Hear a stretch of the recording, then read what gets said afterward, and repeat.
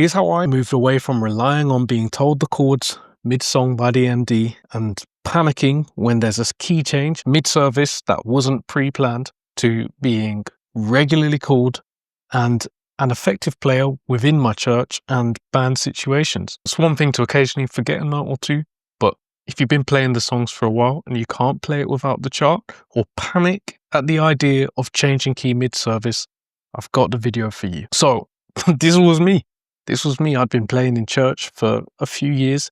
I could play cool stuff, but I didn't know how music worked. I knew there was an A chord, I knew there was a G chord, but I genuinely did not know if there was a H or K chord. So first of all, learn and use the number system. It's a way of viewing all songs and keys as numbers.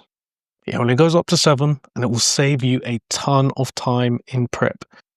I've made multiple breakdown videos on this, which I'll link in the description. Try a couple of the videos and get a hang of it because it's an essential, non-negotiable piece to understand moving forward. It lays a framework and a foundation that you can apply every other scale, other lick that you learn, that you hear from other musicians that you like, and you can actually start applying that into your playing. But I'm going to give you a couple quick steps in this video without linking off that will help you. And first is to think of everything as intervals of the key of the song and or of the chords that you're currently playing.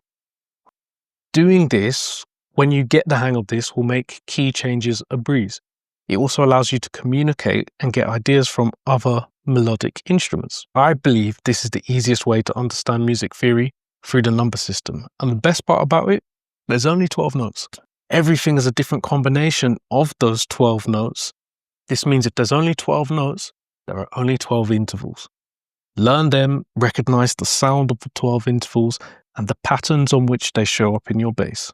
For example, a perfect fifth will always be 1 fret along, 2 frets up from the root note if you're in standard tuning. And step 3 is you got to view chords the same way. So rather than view G as G, B flat and D as a G minor, view it as root note, minor third, perfect fifth. This is what we mean when we talk about viewing everything as intervals. And the best part is now you go from an endless collection of chords and variations to essentially there's only really 5 chords that you need to learn.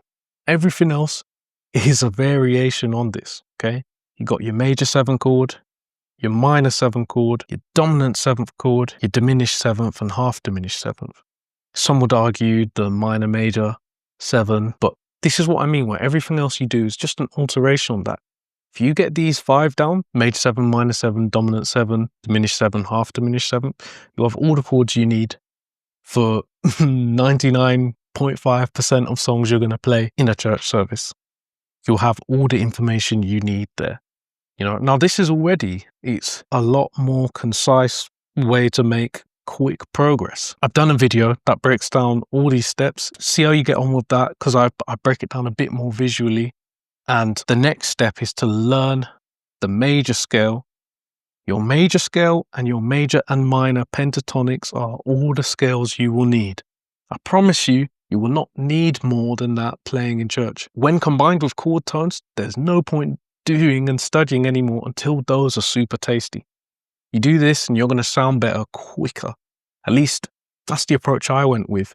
I've got a few videos in the description to help you get that down. Bonus tip for this video, when you're ready to add more sauce to your playing, head to this playlist. It's a collection of a load of gospel and my favorite bass licks and fill breakdowns that I've done over the years from players and songs and ideas that have inspired me from listening to them. So that's the video. Let me know how you get on with that, and I will see you in the next one.